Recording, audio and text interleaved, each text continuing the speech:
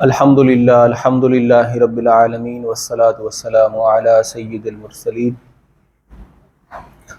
اما بعد فاعوذ باللہ من الشیطان الرجیم بسم اللہ الرحمن الرحیم۔ احباب عزیز وقار، آج ہمارا موضوع ہے حقوق العباد کی اہمیت۔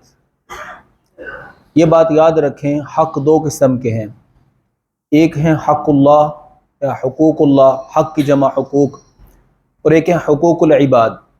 حقوق اللہ سے مراد ہے اللہ تعالیٰ کے حقوق، مثال کے طور پر اللہ تعالیٰ کی بندگی کرنا، نماز پڑھنا، زکوٰۃ دینا، روزہ رکھنا، حج کرنا۔ اور حقوق العباد سے مراد یہ ہے کہ کسی کا حق نہ مارنا، کسی کی چغلی نہ کرنا، کسی کی غیبت نہ کرنا، کسی کا مال نہ کھانا، کسی کو ناجائز نہ ستانا، یہ سارے کے سارے حقوق العباد میں آ جاتے ہیں۔ اور آپ نے یہ حدیث کئی بار مواقع پر سنی ہوگی، نبی کریم صلی اللہ تعالی علیہ وسلم نے ارشاد فرمایا کہ قیامت کے دن سب سے پہلے اس چیز کا سوال ہوگا۔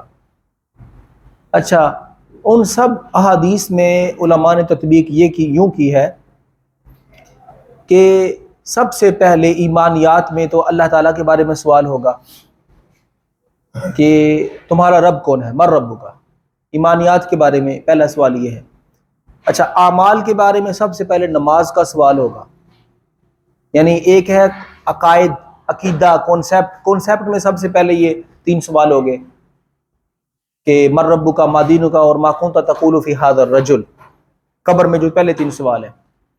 اچھا، عبادات کے اندر سب سے پہلے نماز کا سوال ہوگا، پھر روزہ، پھر حج، پھر زکوٰۃ، وہ سارے کا سارا الگ ٹاپک ہے۔ اچھا، اور معاملات کے بارے میں سب سے پہلے حقوق العباد کا سوال ہوگا، یعنی یہ جو ہے نا علماء نے تطبیق کی ہے ان سب احادیث کے درمیان میں کہ جہاں یہ فرمایا سب سے پہلے جو ہے نا نماز کا سوال ہوگا، تو نماز سے مراد یہ ہے کہ عبادات میں نماز کا سوال ہوگا، اور معاملات میں سب سے پہلے حقوق العباد کا سوال ہوگا کہ تم نے جو ہے نا مال کہاں سے کمایا تھا، کہاں خرچ کیا تھا، کسی کا حق تو نہیں مارا تھا۔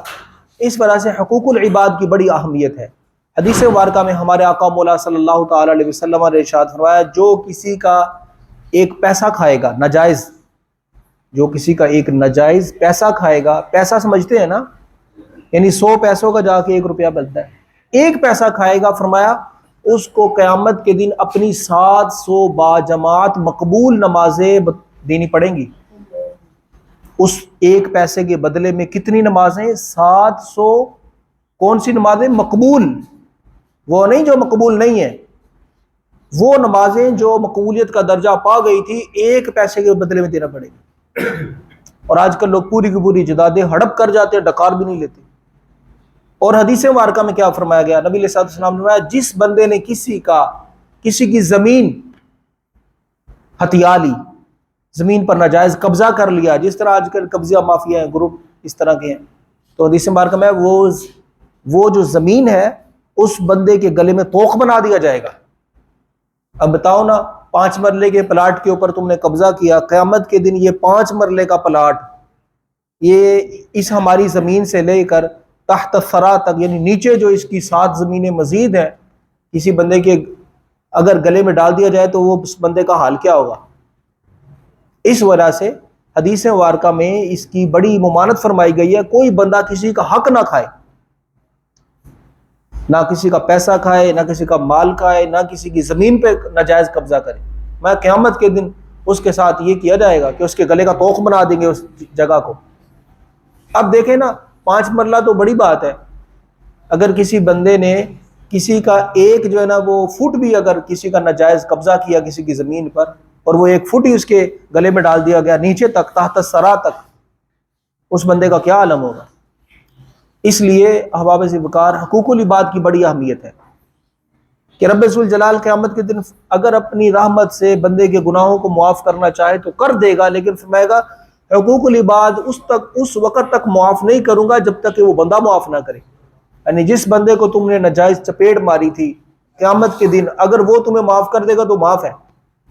جو میرا حق تھا میں نے تو معاف کر دیا، یعنی تم نے نماز نہیں پڑھی بالفرض، میں اپنی رحمت سے معاف کر دیتا ہوں۔ زکوٰۃ نہیں دی، تم نے بڑا گناہ کیا، سزا کے بعد یا سزا سے پہلے اللہ تعالیٰ مغفرت فرما دی، اس کی مرضی ہے، ان اللہ یغفر لمن یشاء، اللہ تعالیٰ جس کی بخشش کر دے۔ لیکن حقوق العباد کے بارے میں نبی علیہ السلام نے فرمایا کہ اس وقت تک نہیں بخشے جائیں گے حقوق العباد جب تک کہ وہ بندہ نہیں بخشے گا، جب تک کہ وہ بندہ معاف نہیں کرے گا۔ اس لیے حقوق العباد کی بڑی اہمیت ہے۔ اور صرف حقوق العباد میں یہ پیسے مال دولت کا مسئلہ نہیں ہے، کسی کی ناجائز غیبت کر دی، کسی کی چغلی کر دی، کسی کی طرف جھوٹ منسوب کر دیا، کسی پہ تہمت لگا دی، یہ سب کے سب حقوق العباد کے مسائل ہیں۔ اور ہمارے ہاں جو ہے نا وہ بس یہ سمجھتے ہیں بس کسی کا حق نہیں کھانا، کسی کا حق نہیں کھانا۔ اور حدیث مبارکہ میں یہ ارشاد فرمایا گیا کہ جو بندہ کسی اپنے مسلمان بھائی کی غیبت کرتا ہے، بلکہ قرآن مجید میں بھی اس مسئلے کو بیان کیا گیا اور حدیث مبارکہ میں بھی بیان کیا گیا، اَيُحِبُّ أَحَدُكُمْ أَن يَأْكُلَ لَحْمَ أَخِيهِ مَيْتًا فَكَرِهْتُمُوهُ، اللہ تعالیٰ فرماتا ہے کیا تم میں کوئی بندہ یہ پسند کرے گا کہ اپنے مردہ بھائی کا گوشت کھائے؟ اَيُحِبُّ أَحَدُكُمْ أَن يَأْكُلَ لَحْمَ أَخِيهِ مَيْتًا فَكَرِهْتُمُوهُ، میں ضرور تم اس کو ناپسند کرو گے کہ اپنے مردہ بھائی کا گوشت کھاؤ۔ تو فرمایا جو بندہ کسی اپنے مسلمان بھائی کی غیبت کرتا ہے وہ بھی در حقیقت مردہ گوشت ہی کھاتا ہے۔ کس کا؟ اپنے بھائی کا، کسی اور کا مردہ گوشت نہیں کھاتا، اپنے بھائی کا مردہ گوشت کھاتا ہے۔ اور حدیث مبارکہ میں ہے کچھ صحابہ کرام، دو صحابی تھے، ان کا روزہ تھا علیہم رضوان، نبی علیہ الصلوۃ والسلام کے ساتھ وہ ایک جگہ سے گزرے تو نبی کریم صلی اللہ تعالی علیہ وسلم کے ساتھ وہ پہلے یہ آ رہے تھے، تو انہوں نے کسی مسلمان کے بارے میں منفی بات کی، یعنی جس کو ہم کہتے ہیں غیبت کی، نیگیٹو بات کی۔ نبی علیہ السلام کے ساتھ جس وقت وہ گزرے تو آپ نے دیکھا کہ ایک بکری کا بچہ مرا پڑا ہے، ایک بکری کا بچہ مرا پڑا ہے۔ تو آپ نے فرمایا کیا تمہیں یہ پسند ہے کہ تم اس بکری کے مردہ بچے کا گوشت کھاؤ؟ انہوں نے عرض کی یا رسول اللہ صلی اللہ علیہ وسلم ہم تو ہرگز یہ پسند نہیں کریں گے۔ فرمایا تم نے تو روزہ توڑ لیا ہے، وہ روزے دار تھے نا، میں تم نے تو روزہ پہلے توڑ لیا ہے۔ انہوں نے عرض کی یا رسول اللہ صلی اللہ علیہ وسلم ہم نے تو کچھ کھایا پیا نہیں، ہم نے روزہ کیسے توڑ لیا؟ نبی علیہ السلام نے کیا کرو، انہوں نے کیا کی تو ان کے منہ سے گوشت برآمد ہوا۔ میں یہ وہ گوشت ہے جو تم نے کھا کر روزہ اپنا پہلے افطار کر لیا ہے، روزہ تم نے توڑ چکے ہو۔ تو حدیث مبارکہ میں اس قدر ممانعت فرمائی گئی، فرمایا کہ جو بندہ اپنے مسلمان بھائی کی غیبت کرتا ہے وہ اس کا گوشت کھاتا ہے۔ اور سرکار علیہ السلام نے ان صحابہ کرام رضوان کو فرمایا کہ کیا کریں۔ اب انہوں نے بظاہر صبح فجر ٹائم یعنی سحری کے وقت انہوں نے کوئی گوشت نہیں کھایا تھا، لیکن جس وقت نبی علیہ السلام نے فرمایا کیا کرو تو اس میں سے گوشت برآمد ہوا تھا۔ اس وجہ سے احباب ذوالفقار ہمیں یہ کوشش کرنی چاہیے کہ اگر کسی کا کوئی مال ہم نے ہتھیایا ہے تو اسے معافی مانگ لیں، معافی کے ساتھ ساتھ اس کا تاوان بھی ادا کریں کہ اتنے سالوں تک میں نے تمہارا پیسہ دبائی رکھا، زمین دبائی رکھی، مجھے معاف کر دو، میں رب ذوالجلال سے ڈرتا ہوں، مجھے رب ذوالجلال کا خوف ہے، تم مجھے معاف کر دو، اتنے سال جو میں نے تمہارا مال دبایا رہا اور یہ تمہارا مال ہے۔ اس طرح بخشش ہو جائے گی، اس طرح معافی ہو جائے گی۔ لیکن اگر بندہ جو ہے نا وہ یہی کہے نا بس جو ہے نا وہ فارمیلٹی کے طور پہ معافی مانگ لی اور اس کا تاوان ادا نہیں کیا تو پھر بھی معافی نہیں ہے۔ پوری معافی یہ ہے کہ اس کو راضی بھی کرے اور اس کو مال بھی دے۔ ہاں یہ الگ بات ہے کہ بالفرض آپ نے ایک بندے کے 5,000 روپے دینے تھے، اب آپ اس سے معافی مانگتے ہیں کہ یار وہ 5 سالوں تک میں نے تمہارے 5,000 روپے دبائے رکھے، لہٰذا یہ 5,000 روپے اپنے واپس لے لو۔ وہ کہتا ہے یار چھڈو، رکھ لے، کوئی نہیں گل، دل بڑا کر کے بعض اوقات اس طرح بھی کر دیتے ہیں یار چلو معافی تے منگن آ گیا ٹھیک ہے 5,000 تو رکھ لے۔ اگر اس نے 5,000 آپ کو دے دیے تو کوئی مسئلہ نہیں، آپ رکھ لیں، اب وہ آپ کے لیے جائز ہو گئے کیونکہ مالک نے اجازت دے دی۔ لیکن ایسا نہیں ہو سکتا کہ آپ جو ہے نا کہیں بس معافی دے سڑو تے او دے پیسے نہ چاہو، اس طرح نہیں ہو سکتا۔ اس کے پیسے بھی اس کو واپس کرے، بھئی یہ تمہارے پیسے ہیں، یہ میں نے دبائے رکھے تھے، لہذا میں تم سے معافی کا طلبگار ہوں، تو مجھے معافی دے دو۔ اور حدیث مبارکہ میں اس کو بڑی اہمیت دی گئی ہے کہ حقوق العباد جو ہے نا بندے پورا کرے، حقوق العباد کو ادا کرے، کسی کا حق نہ مارے۔ اعلیٰ حضرت بریلوی رحمۃ اللہ تعالی علیہ سے فتاوی رضویہ شریف میں یہ سوال ہوا حقوق العباد کے بارے میں، تو آپ نے ایک جزیہ لکھا ہے، وہ میں آپ کو عرض کر دیتا ہوں۔ وہ جزیہ یہ ہے کہ ایک بندے نے کسی کا یعنی بہت بڑی حق تلفی کر لی۔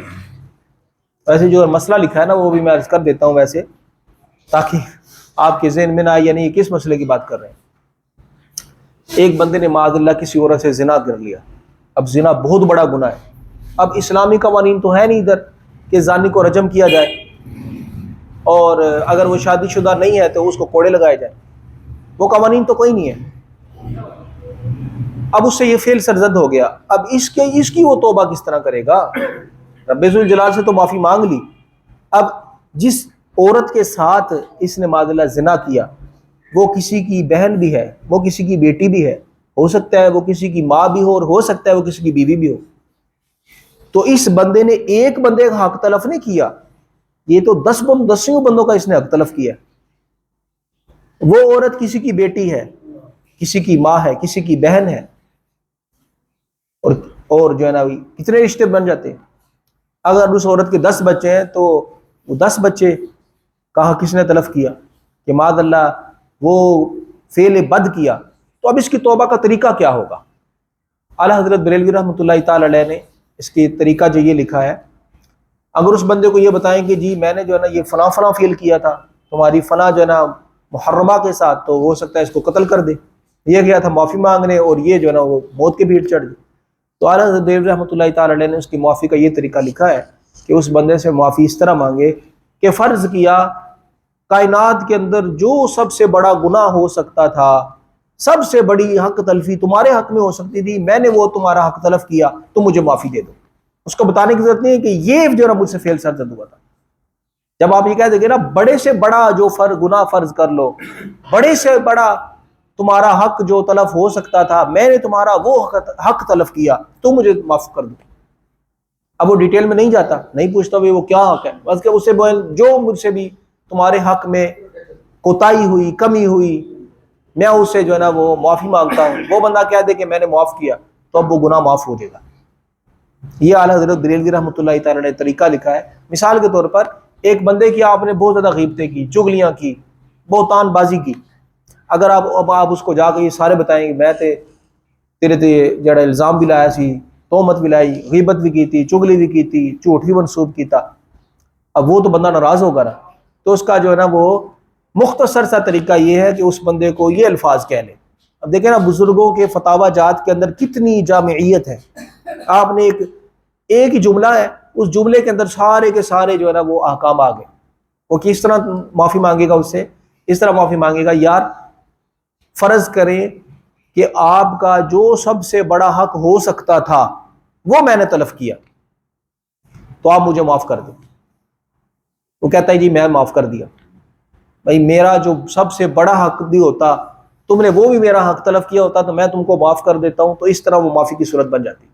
اس لیے احباب ذوالفقار میں یہ عرض کر رہا تھا، ہمیں چاہیے کہ اپنے مسلمان جو بھائی ہیں ان کے حقوق کا خیال رکھیں۔ صرف مسلمان ہی نہیں، غیر مسلم پر بھی ظلم کرنا حرام ہے۔ نبی علیہ الصلوۃ والسلام نے ارشاد فرمایا کہ جو بندہ کسی ذمی پر ظلم کرتا ہے، ذمی کون ہے؟ ذمی وہ بندہ ہے جو ہمارے ملک میں آتا ہے امان لے کر، ویزا لے کر آتا ہے ادھر رہنے کے لیے۔ اس کا یہ مطلب نہیں ہے کہ وہ بندہ غیر مسلم ہے تو ہم اس کو جو ہے نا وہ خواہ ماریں۔ نبی علیہ الصلوۃ والسلام نے فرمایا جس نے کسی غیر مسلم پر ظلم کیا، قیامت کے دن اس کا گریبان میرے ہاتھ میں ہوگا۔ وہ اگرچہ غیر مسلم ہے، وہ اس کا اور رب کا معاملہ ہے، ہمیں تو یہ حق نہیں پہنچتا کہ کسی غیر مسلم کو ہم جو ہے نا راہ چلتے ایک چپیڑ لگا دیں، اس کی جیب کاٹ لیں، ایسا نہیں ہو سکتا، کیونکہ حقوق العباد مسئلہ ہے۔ وہ دیکھیں موضوع کیا ہے، حقوق العباد کی اہمیت، بندوں کے حقوق، مسلمانوں کے حقوق نہیں کا۔ یہ نہیں کہ صرف مسلمانوں کے حقوق ادا کرنا ہے، یار یہ تو غیر مسلم ہے آدھی زمین تک قبضہ کر لو، نہ، بندہ تو وہ بھی ہے، بندوں کے حقوق کا ہے۔ شرع شریف نے یہ نہیں کہا حقوق المسلمین، بھائی آپ جدھر پڑھتے ہیں تو یہ کہتے ہیں نا حقوق اللہ اور حقوق العباد، وہ تو نہیں کہتے حقوق اللہ حقوق المسلمین، بندوں کا حق بھی ہے۔ وہ بندہ اگرچہ غیر مسلم ہے، ہم پر لازم ہے کہ اس کے بھی حقوق ادا کریں۔ اگر بالفرض ہمارا پڑوسی وہ غیر مسلم ہے اور وہ غریب ہے، ہم اسے زکوٰۃ نہیں دے سکتے، صدقہ فطر نہیں دے سکتے، ویسے اس کی مالی مدد تو کر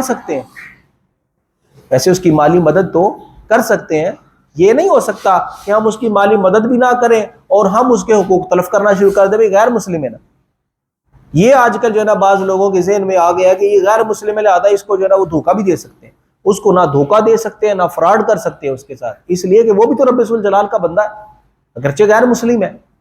رب ذوالجلال نے اس کے بارے میں بھی قیامت کے دن سوال کرنا ہے کہ تم نے اس کا حق تلف کیوں کیا تھا۔ اس لیے احباب ذوالفقار اپنے مسلمان بھائیوں کا بھی حق ادا کریں اور اس کے ساتھ ساتھ غیر مسلموں کے حقوق کا بھی خیال رکھیں، اور اس کے بعد جانوروں کے حقوق بھی ہیں۔ نبی علیہ الصلوۃ والسلام نے ارشاد فرمایا کہ پرانی امتوں میں ایک عورت تھی، اس کو عذاب ہو رہا ہے، اور عذاب کی کوئی بڑی وجہ بھی نہیں ہے، جو آپ نے وجہ بیان فرمائی وہ فرمایا یہ تھا کہ اس عورت نے ایک بلی کو پکڑا اور ٹوکرے کے نیچے بند کر دیا، اور اس کو کوئی دانہ پانی نہ دیا، کوئی گھاس وغیرہ وہ چرتی وہ کھاتی، یا کوئی چلو اس کو جو ہے نا وہ بند بھی اس نے ایسی جگہ پہ کیا کہ وہ اس جگہ پر کچھ نہ کھا سکی، وہ بلی مر گئی۔ نبی علیہ السلام نے فرمایا اس بنا پر رب ذوالجلال نے اس عورت کو عذاب میں مبتلا کر دیا کہ اس نے ایک جانور کا حق تلف کیا تھا۔ اور پھر دیکھیں آخری بات، نبی کریم صلی اللہ تعالی علیہ وسلم نے ہی پرانی امتوں کے ایک شخص کا واقعہ بیان فرمایا۔ نبی علیہ السلام نے ارشاد فرمایا ایک بندہ جسے پیاس لگی، اس نے آگے کنواں دیکھا تو اس کنویں کے اندر کوئی ڈول وغیرہ نہیں تھا جس کے ذریعے وہ پانی نکالتا، وہ اس کنویں کے اندر گیا اور جا کر اس نے اس میں سے پانی پیا ہاتھ کے ذریعے چلو بنا کر، یعنی ایک ہاتھ سے وہ کنویں کی پوڑیاں پکڑ کر سیڑھیاں پکڑ کر اس نے پانی پیا۔ پانی پی کر جس وقت باہر آیا تو اس نے یہ دیکھا کہ ایک کتا ہے جو پیاسا ہے اور گیلی مٹی کے اوپر وہ اپنی زبان رگڑ رہا ہے، کچھ نہ کچھ تری حاصل ہو جائے، کچھ نہ کچھ سکون آ جائے، کچھ نہ کچھ معدے میں اور جگر میں ٹھنڈک پیدا ہو۔ نبی کریم صلی اللہ تعالی علیہ وسلم نے ارشاد فرمایا اس کو جو ہے نا وہ رحم آیا کہ یار جس طرح مجھے پیاس لگی ہے اس کو بھی پیاس لگی ہے، میں اس کو پانی پلاتا ہوں۔ اب مسئلہ یہ تھا کہ پانی اس کو کس طرح پلائے، ڈول تو ہے کوئی نہیں۔ اس شخص نے یہ ترکیب کھیلی کہ اس نے اپنا جوتا اتارا، وہ کنویں کے اندر گیا اور ہاتھ سے جو ہے نا وہ اپنے جوتے میں پانی بھرا اور اس کو منہ میں پکڑ لیا۔ باقاعدہ حدیث میں الفاظ ہیں بفی ہی، اس نے اپنے منہ میں اس جوتے کو پکڑا۔ اس جوتے کو منہ میں اس لیے پکڑا تھا کیونکہ ایک ہاتھ سے جو ہے نا وہ سیڑھیاں نہیں چڑھی جا سکتی، دونوں ہاتھوں سے سیڑھیاں چڑھی جاتی ہیں، اوپر کی جانب نیچے کی جانب تو چلو بندہ جو ہے نا ایک ہاتھ کا استعمال کر سکتا ہے، لیکن اوپر چڑھنے کے لیے تو دونوں ہاتھ استعمال ہوتے ہیں۔ اس نے وہ جوتا اپنے منہ میں لیا اور باہر آ کر اس کتے کو پانی پلایا۔ نبی علیہ السلام نے ارشاد فرمایا رب ذوالجلال اس بندے کی اس ادا پر اس قدر مہربان ہوا کہ اللہ تعالیٰ نے اس بندے کی بخشش کر دی۔ اب نبی کریم صلی اللہ تعالی علیہ وسلم کی بارگاہ میں جس وقت یہ ساری کی ساری داستان حضور علیہ السلام بیان فرما رہے تھے تو صحابہ کرام علیہم رضوان کو بڑا تعجب ہوا، یا رسول اللہ صلی اللہ علیہ وسلم وہ تو کتا تھا، وہ تو حرام جانور تھا، اس کو پانی پلایا، اس کے بدلے میں جنت مل گئی، تو یا رسول اللہ صلی اللہ علیہ وسلم کا کتے کو پانی پلانا بھی ثواب ہے؟ تو نبی کریم صلی اللہ تعالی علیہ وسلم نے ارشاد فرمایا فی کل کبد صدقۃ، ہر تر کلیجی کو سیراب کرنے کے اندر رب ذوالجلال نے ثواب رکھا ہے، صدقہ رکھا ہے۔ فی کل کبد، ہر کلیجی کو تر کرنے میں، یعنی کسی کو پانی پلانے میں، کسی کی پیاس کو دور کرنے میں، کسی کے جسم کو راحت دینے میں نبی علیہ السلام نے فرمایا رب ذوالجلال نے ثواب رکھا ہے۔ اس لیے احباب ذوالفقار ہم نے اگر گھروں میں جانور رکھے ہیں تو ان کا بھی خیال رکھیں۔ بعض لوگوں نے گھر میں طوطے رکھے ہوتے ہیں، گرمیوں کے اندر پانی نہیں ڈالتے وہ طوطے مر جاتے ہیں، یا کبوتر رکھے ہوئے ہیں اوپر رکھے ہوئے ہیں، ان کا دانہ پانی کا لحاظ نہ کیا وہ مر گئے۔ قیامت کے دن یہ جانور بھی جو ہے نا رب ذوالجلال کی بارگاہ میں اپنا مقدمہ پیش کر سکتے ہیں کہ مولا انہوں نے ہمیں قید تو کیا تھا۔ اب جانور رکھنا تو جائز ہے، پرندے رکھنا جائز ہے، لیکن پرندے رکھ کے ان کا خیال نہ رکھنا یہ ناجائز ہے۔ جو بندہ پرندے رکھنے کا شوق رکھتا ہے لیکن ان کو دانہ پانی وقت سے نہیں دیتا ہے، ایسے بندے کے لیے پرندے رکھنا حرام ہے۔ مثال کے طور پہ آپ نے طوطا رکھا ہوا ہے، ٹھیک ہے طوطا رکھنا جائز ہے آپ، لیکن اس کے حقوق پورے کریں، اس کو ٹائم سے کھانا پانی دیں، اس کی گرمی سردی کا لحاظ کریں۔ لیکن اگر آپ نے جو ہے نا وہ شوق سے جو ہے نا جانور لے آئے اور لا کر ان کو رکھ دیا، نہ ان کا خیال کیا، اور وہ جانور اس طرح مر گئے یا بھوکے رہے، مرے نہ بھی بھوکے رہے، ان کو صبح و شام ٹائم سے کھانا نہ ملا، تو قیامت کے دن یہ بھی اپنی عرضی رب کی بارگاہ میں پیش کریں گے، بولا اس نے ہمیں گھر میں لایا تو تھا، شوق سے رکھا تو تھا، لیکن اس نے مجھے کھانا نہیں کھلایا۔ اس وجہ سے احباب ذوالفقار ان تمام مسئلوں کا خیال رکھیں، مسلمانوں کے حقوق ہوں، غیر مسلموں کو حقوق ہوں، یا جانوروں کے حقوق ہوں۔ اللہ تعالی ہم سب کو صحیح معنی میں دین اسلام کی تعلیمات کو یاد کر کے ان پر عمل کرنے کی توفیق عطا فرمائے، آمین بجاہ نبی الامین صلی اللہ